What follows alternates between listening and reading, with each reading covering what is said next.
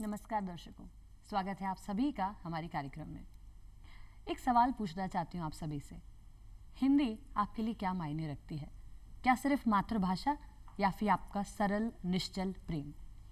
अगर मैं अपने बारे में बात करूँ तो हिंदी मेरे लिए प्यार का, सीखने का एक ऐसा सरोवर है जिसमें जितना मैं नीचे उतरती चली गई उतना ही मैं ऊपर और ऊपर जाती चली गई। हिंदी का आकाश अनंत है, अथाह है और इसमें बहुत सारे सितारे हैं। हम खुशकिस्मत हैं कि आज हमारे साथ हमारे कार्यक्रम में इस अनंत आकाश से एक सितारा शामिल हुआ है।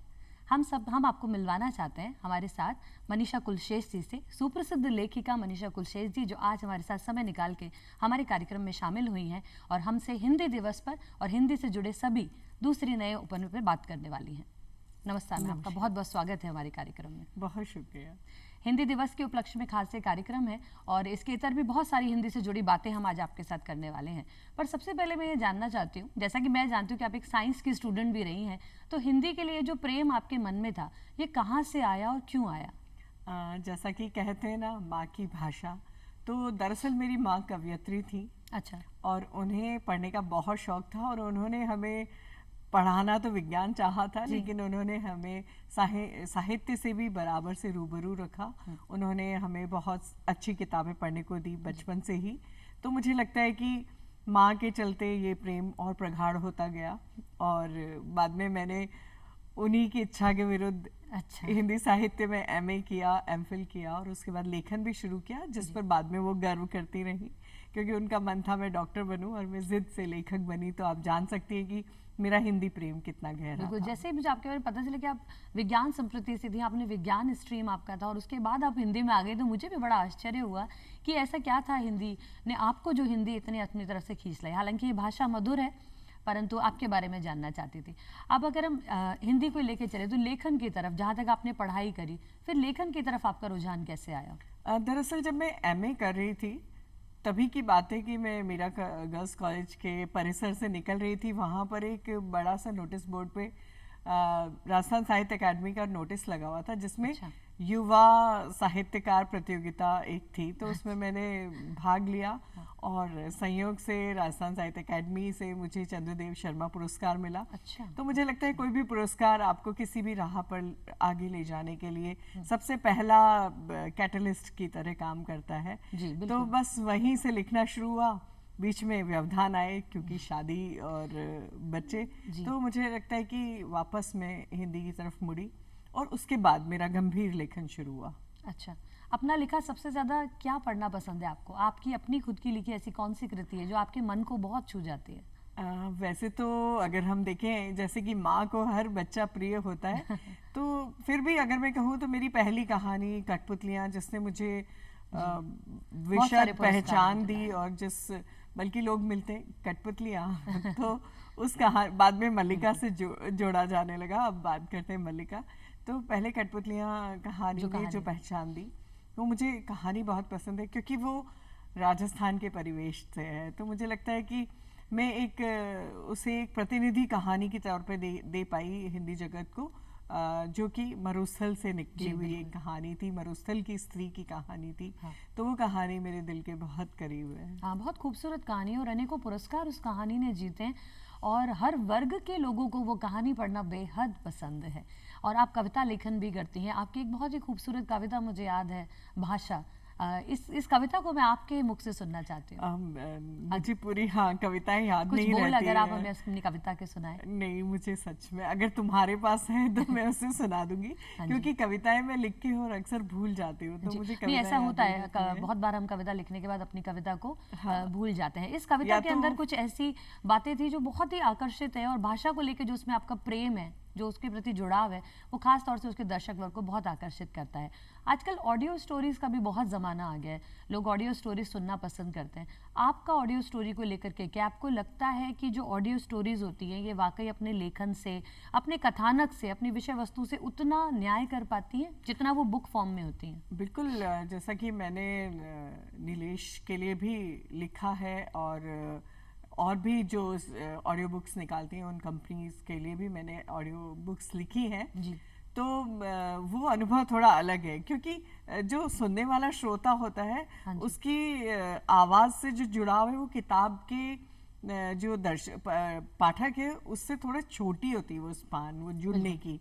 तो मुझे लगता है कि इसलिए तात्कालिकता वहाँ काम करती है। लेकिन मुझे लगता है कि जैसे आज का समय है, आप फ्लाइट पकड़ रहे हैं, आप कहीं जा रहे हैं, ट्रैवल कर टैक्सी रहे में, हैं, ऑफिस से आजकल दूर दूर घर होते हैं, बिल्कुल। तो उस बीच में कई बार ऑडियो बुक्स, बल्कि मैं ये कह रही हूँ कि साहित्य की भी बहुत सारी कंपनीज ने ऑडियो बुक्स बनाई हैं। मेरी खुद की किताबें ऑडियो बुक्स बन चुकी हैं। तो मुझे लगता है कि ऑडियो बुक्स एक दूसरे लेवल पे काम करती हैं कि जब आप पढ़ नहीं पा रहे हैं तो सुन तो पा रहे हैं कम से कम। कहीं ना कहीं से आप उससे कथा वस्तु से, साहित्य से, और एक साहित्य को नया आयाम दिया है। बिल्कुल, ये एक बहुत ही सकारात्मक सोच है जो सभी को रखनी चाहिए कि इसने एक नया आयाम दिया है, और साथ ही साथ साहित्य से जो लोग सामान्य जीवन में रूबरू नहीं हो रहे थे, मुझे लगता है वो अब आसानी से रूबरू हो पाते हैं। बल्कि मैं हमेशा ये सोचती कोई भी नई तकनीक जो आती है तो मुझे लगता है उसे उसका समय देना चाहिए।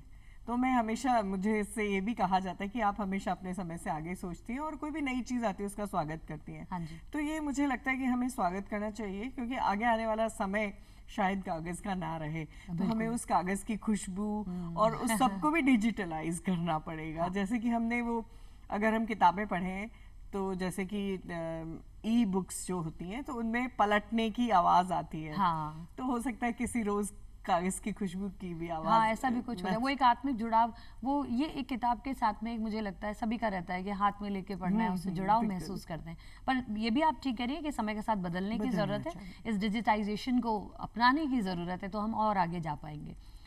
हिंदी दिवस आ रहा है 14 सितंबर को, हम सभी बहुत ही उत्साह से उसे मनाने वाले हैं, लेकिन फिर भी आपको लगता है, क्योंकि हम एक ही तरीके से हमेशा से मना रहे हैं, क्या आपको लगता है कि युवाओं को इसमें कुछ बदलाव लाना चाहिए, इस हिंदी दिवस को भी नया रूप देना चाहती हैं आप? बिल्कुल, मैं तो, जैसा कि मेरा व्यक्तित्व है, मैं युवाओं से हमेशा जुड़ के रहती हूँ, और मुझे लगता है कि युवाओं की सोच की तरह हिंदी दिवस को मनाना चाहिए। क्योंकि ये जो पुरानी परिपाटी है जिसके तहत दफ्तरों में 15 दिन का हिंदी में काम होता है, या कुछ सेमिनार्स हो गई या कुछ और चीज़ें हो गई, उसके अलावा हमें आगे आना चाहिए।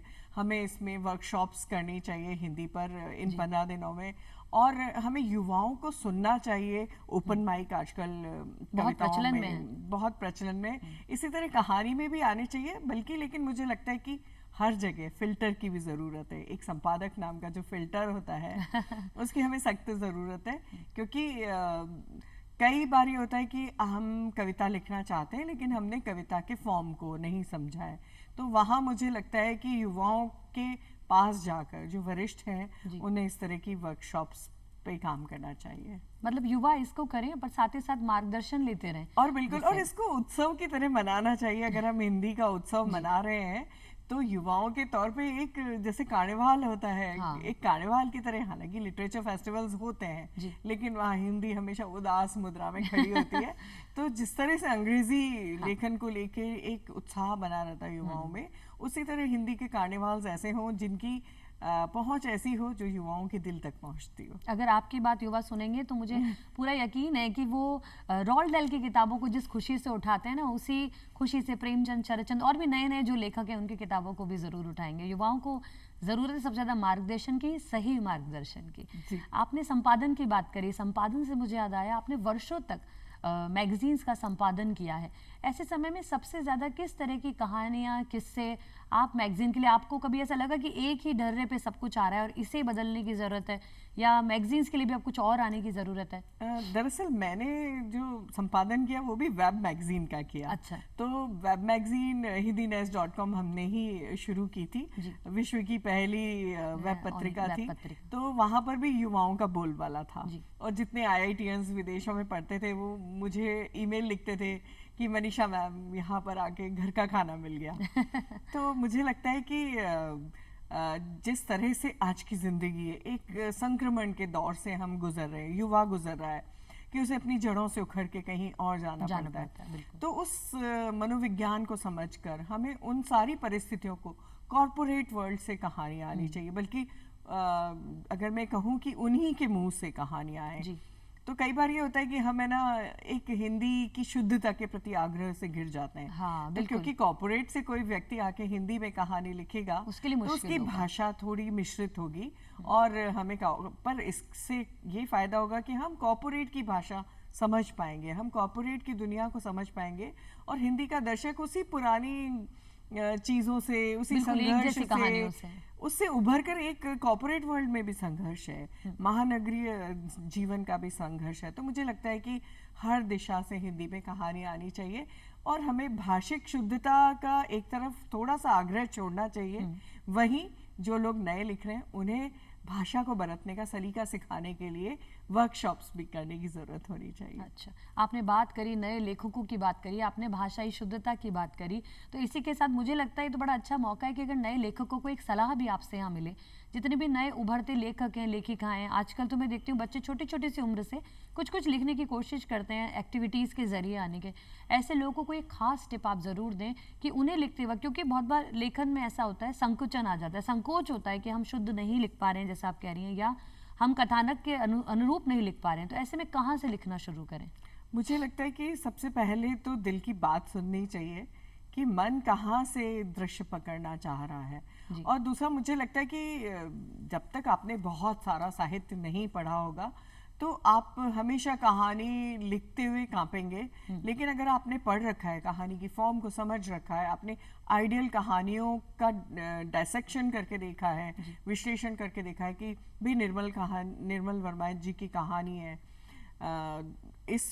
जैसे वे दिन कहानी है, तो उसमें किस तरह से वे लिखते हैं, या प्रेमचंद की कोई कहानी या मृदुला जी की कोई कहानी, या नए लेखकों में से हम किसी की बात करें तो उनकी कहानी का विश्लेषण, फॉर्म जिसे कि हम शिल्प कहते हैं, कथानक, भाषा, चरित्र चित्रण, इस तरह से अगर वो उसको तोड़ के देखेंगे किसी भी कहानी को, तो मुझे लगता है कि वो अपनी कहानी को उस सलीके से लिख पाएंगे। और हालांकि सिग्नेचर आपका अपना होता है, लेकिन कहीं से तो आपको एक बेसिक जो स्ट्रक्चर होता है कहानी का या कविता का, तो वो तो लेना पड़ेगा। हालांकि ऐसे लोग भी हैं जिन्होंने कुछ नहीं पढ़ा और पहली ही कहानी बहुत अच्छे शिल्प के साथ दी है, तो अपवाद सब जगह हैं, पर मुझे लगता है कि पहले आपको बहुत सारा पढ़कर कहानी के स्ट्रक्चर को समझना चाहिए। निश्चित तौर पे अपने अंदर पहले बहुत कुछ डालना होगा, एक नई शब्दावली का जन्म करना होगा, तभी तो कागज कलम पे कुछ उतार पाएंगे। हम दूसरों को पढ़ने पढ़ाने की बात कर रहे हैं, मैं तो जानना चाहती हूँ मनीषा जी सबसे ज्यादा किसे पढ़ना पसंद करती हैं? आपकी अपनी कृतियों के अलावा ऐसे कौन है लेखन में जो आपको बहुत प्रभावित करते हैं, या बचपन में भी प्रभावित किया और अब कोई और भी करता हो तो? बिल्कुल बिल्कुल, एक पूरा लंबा समय चला है। जैसे कि हम सभी शुरुआत करते हैं धर्मवीर भारती जी की गुनाहों का देवता से, तो मैं जब टीनेज थी तो मुझे गुनाहों का देवता बहुत पसंद थी, लेकिन धीरे धीरे उसका जादू उतरा है, जब बहुत अतिरेक होता है रूमानियत का। उसके बाद सूरज का सातवां घोड़ा मुझे बहुत, हालांकि वो एक लेखक के तौर पे मुझे बहुत ज्यादा पसंद है, तो जब मैंने सूरज का सातवां घोड़ा पढ़ा तो गुनाहों का देवता का बुखार उतर गया और मुझे दोनों के कथानक पर बिल्कुल अलग है। हाँ, इसीलिए तो मुझे मृदुला जी का लेखन पसंद है। मैं निर्मल वर्मा जी को भी पढ़ती हूँ, शैलेश मटियानी जी मुझे बहुत ज्यादा पसंद है। अच्छा। और यशपाल जी, मतलब मैं हिंदी के जितने भी मूर्धन्य हैं उन सभी को पढ़ा है। कृष्ण बलदेव वैद बिल्कुल ही अलग अमूर्तन की भाषा लिखते हैं जी। उनको मैंने पढ़ा। मुझे गीतांजलि श्री का तिरोहित पसंद है। तो मैं ये कहूँ तो मुझे हर लेखक की उसकी जो अपनी अपना फ्लेवर है या उनका अपना तरीके का अपना फॉर्म है, उसके साथ मुझे पढ़ना पसंद है। इसलिए अगर सबको मैं खड़ा करूँ तो मैं हर एक की अलग अलग चीज़ें मुझे पसंद है। तो और वैश्विक साहित्य में मुझे गोरकी पसंद है। अच्छा। अलेक्जेंडर क्यूपरिन पसंद है। बस इसी सवाल में मैं आने वाली थी कि क्या हिंदी पढ़ने वाले अंग्रेजी या दूसरी अन्यत्र भाषाओं से अपने आप को जोड़ पाते हैं या नहीं, यही मैं आपसे जानना चाहती हूँ। बिल्कुल जोड़ते हैं, क्योंकि हमारे पास अनुवाद भी उपलब्ध है और मूल भाषा में भी उपलब्ध है। बल्कि मैं तो तुर्की लेखिकाओं को भी पढ़ती हूँ, ईरानियन लेखिकाओं को भी पढ़ती हूँ, अरेबिक लेखिकाओं को।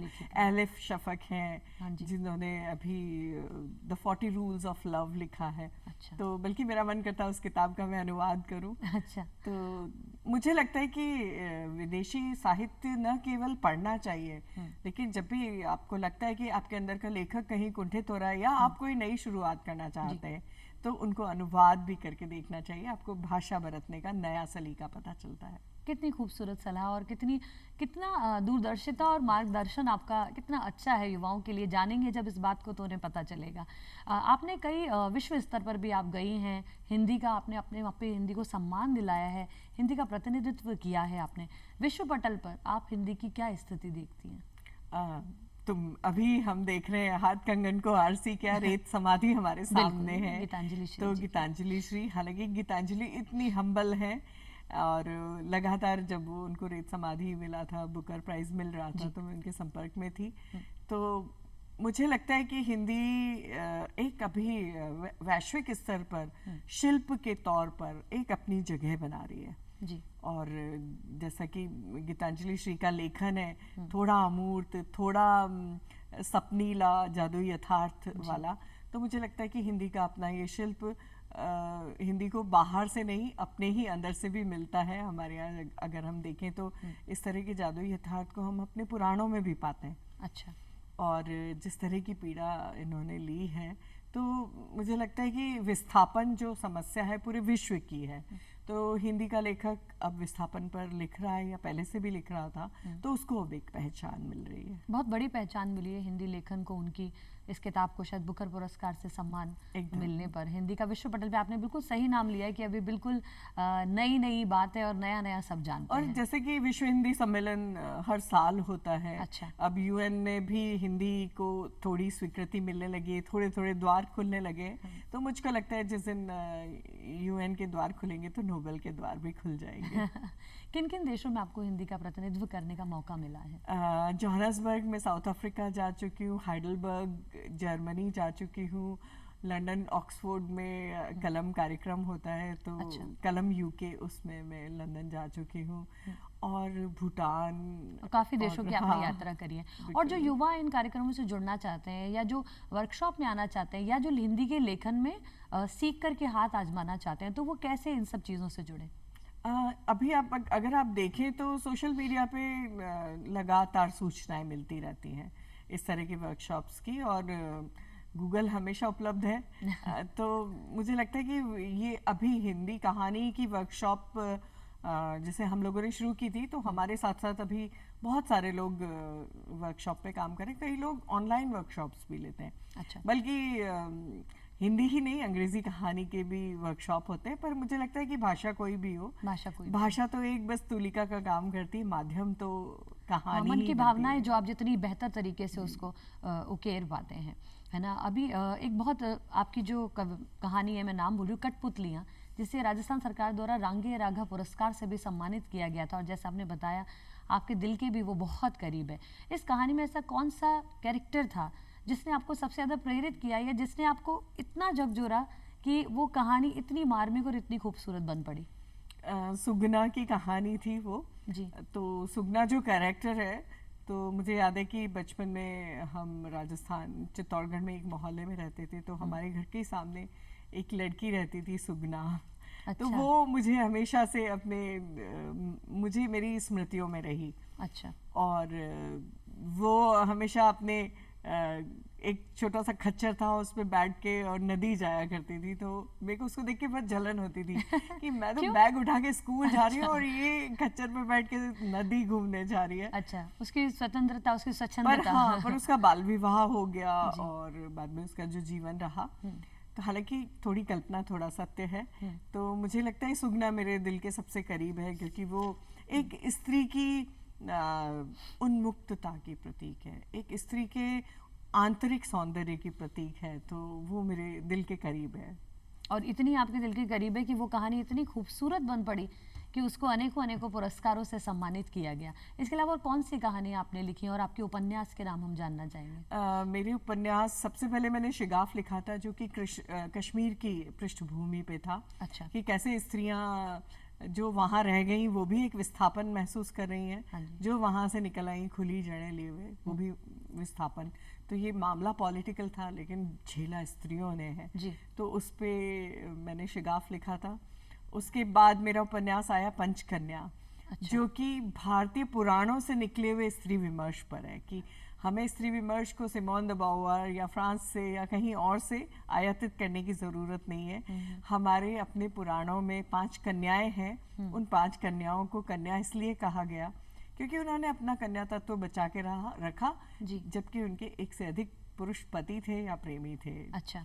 तारा, मंदोदरी, अहिल्या, कुंती, अपने आप में विशिष्ट नाम है सारे। हाँ, और उनके एक से अधिक, द्रौपदी, उनके एक से अधिक प्रेमी रहे, लेकिन वो कन्या थी क्योंकि उसको वर्जिनिटी को इसमें देह से नहीं मानसिकता से जोड़ा गया था। तो हमारे पुराणों में ऐसी एक श्लोक आता है कि भाई इन पंचकन्याओं के प्रातः स्मरण से ही सारे पाप धुल जाते हैं। अच्छा। तो जब इतना विशाल हमारा दर्शन था तो हमने इसको संभाल के नहीं रखा, इस आज़ादी को संभाल के नहीं रखा कहीं ना कहीं। तो उससे मैंने दोबारा से एक फॉर्म दिया और उपन्यास लिखा। अच्छा, आपकी बहुत सी कहानियां भी प्रचलित हैं उपन्यास के अलावा, जैसे हमने बात करी थी कठपुतलियां की, और कौन सी ऐसी कहानियां हैं जो, क्योंकि आपने जैसे बताया कि मेरी तो सारी कहानियां, मेरे उपन्यास एक बच्चे के समान होते हैं सृजनकर्ता के लिए, और कौन सी कहानियां, उनके बारे में बताएं संक्षिप्त में। अभी जैसे मेरी एक कहानी बहुत प्रसिद्ध हुई थी, लीलन। वो एक आदिवासी कन्या के बलात्कार और मर्डर के ऊपर थी। उसमें लाश जो पोस्टमार्टम घर में पड़ी है वो अपने बारे में बात करती है। तो उसको पढ़कर मेरे पास जो फोन आए उसमें से ज्यादातर लोगों के गले रुंधे हुए थे। तो मुझे लगता है कि अगर उनके मन को छू पाई वो कहानी। हाँ, कि हम कैसे कहें कि ये अच्छी कहानी है, मतलब इसका कथ्य हम सबको तोड़ देने वाला है, मगर फिर भी जिस तरह से लिखी है तुमने। और अभी हाल ही में मैंने जमीन कहानी लिखी, वनमाली पत्रिका में आई है जी, तो उसको भी बहुत सराहा जा रहा है। और मल्लिका उपन्यास, हाँ, इस पर आप जरूर प्रकाश डालें। ये एक भारतीय साहित्य में, इतिहास में इतना लुका छुपा सा किस्सा है जो कोई नहीं जानता। काफी लोग तो मुझे लगता है शायद नाम से भी परिचित नहीं होंगे। बिल्कुल, लोगों को लगा मल्लिका और जो उपन्यास के ऊपर एक कवर है तो ये ऐसे ही कोई चित्र है, जबकि वो मल्लिका और भारतेंदु जी का ही चित्र है। और मल्लिका और भारतेंदु जी आपस में एक बड़े गहरे रागात्मक संबंध में रहे, जिसने न केवल मल्लिका को दिया बल्कि मल्लिका ने भारतेंदु जी को बहुत कुछ दिया। बल्कि कहते हैं कि उपन्यास शब्द अगर हिंदी में आया तो वो बांग्ला से किसी प्रेमिका के जरिए होकर आया। उसके पहले आख्यायिका कहा जाता था उपन्यास को। और बांग्ला में तो उपन्यास ही कहा जाता था। तो मल्लिका एक लेखिका थी, मल्लिका एक बहुत ही अच्छी अनुवादिका थी जिन्होंने बांग्ला साहित्य हिंदी में अनुवाद किया। और भारतेंदु हरिश्चंद्र की धर्मपोषिता थी, प्रिया थी, म्यूज थी। तो उनके ऊपर कुछ भी नहीं लिखा गया, बल्कि जब भारतेंदु हरिश्चंद्र जी की जीवनी लिखी गई तो उसमें जो चैप्टर्स लिखे गए मल्लिका के नाम के, उनमें लिखा था चांद में कलंक, चंद्र में कलंक और गुलाब में कांटा। तो ये बात मुझे बहुत अखर गई थी। मैंने कहा नहीं, कोई प्रेमिका किसी चंद्र में कलंक और किसी गुलाब में कांटा नहीं हो सकती। तब मैंने रिसर्च किया और इस उपन्यास को लाकर मल्लिका, पढ़ने वालों की जो उसके ऊपर राय है वो बताती है कि आपका मल्लिका से कितना ज्यादा जुड़ाव रहा। आपके साथ बात करते हुए मुझे ऐसा लगा जैसे मैं हिंदी साहित्य के आकाश में आप ही के साथ सितारा बनने जा रही हूँ और खो गई हूँ। इतनी खूबसूरत आपकी बातें, इतना गहरा ज्ञान, इतना अथाह अनंत अनुभव। और इसी अनुभव में से अगर आप संक्षिप्त में हमारे युवा दर्शकों को जो लेखक बनने की एक आस अपने दिल में रखते हैं, अगर आप उन्हें एक संदेश दे दें। बिल्कुल, सबसे पहले अपनी आंखें खुली रखिए और कान बहुत खुले रखिए। जैसे कि हम लोगों ने भी कहानी की वर्कशॉप्स खुद अटेंड की है, तो हमारे जो मेंटर्स होते थे वो कहा करते थे कि किसी भी रेस्टोरेंट में बैठ जाओ और जाके कुछ संवाद सुनो, किसी भी जगह जाओ, वहाँ आसपास से अपने लिए बहुत सारी चीज़ें एब्जॉर्ब कर लो। तो मुझे लगता है कि सबसे ज़्यादा सजगता की ज़रूरत है, मानसिक सजगता की, और दूसरे अंदर गहन विश्लेषण की, जिसको हम मनोवैज्ञानिक विश्लेषण कहते हैं, वो आप एक क्षमता आप में लाएं। और ये दोनों चीज़ों के अलावा तीसरी जो चीज़ है, मैं हर बार कहूँगी, बहुत बहुत बहुत पढ़ें। न केवल अपना हिंदी साहित्य पुराना नया, बल्कि वैश्विक साहित्य भी। बहुत बहुत धन्यवाद, आज आप हमारे कार्यक्रम में आए। हिंदी साहित्य से जुड़ी और अन्यत्र सभी साहित्यों से, दूसरी भाषाओं के बारे में भी आपने में इतनी जानकारी दी, हमारे दर्शकों को आपने इतना ज्ञान दिया, नए युवाओं के लिए आप एक प्रेरणा हैं। आपको देखकर, आपसे मिलकर जो ऊर्जा का अनुभव हुआ है, मेरे पास बखान करने के लिए शब्द नहीं है। बहुत बहुत धन्यवाद। इसी के साथ दर्शकों, मैं आप सबसे भी ये कहना चाहती हूँ कि इन सभी सलाहों को आप सभी अपने से बांध के रखिए और देखिए हिंदी साहित्य में जिस तरह से, जैसा कि मल्लिका जी कह रही हूँ मैं, मनीषा जी ने हमें बताया है कि आप जितना पढ़ेंगे, जितना पढ़ के उसका वैचारिक विश्लेषण करेंगे, उतना ही बेहतर फॉर्म में वो बाहर आएगा। इसी के साथ आज हम हमारे कार्यक्रम से आपसे विदा लेते हैं। धन्यवाद।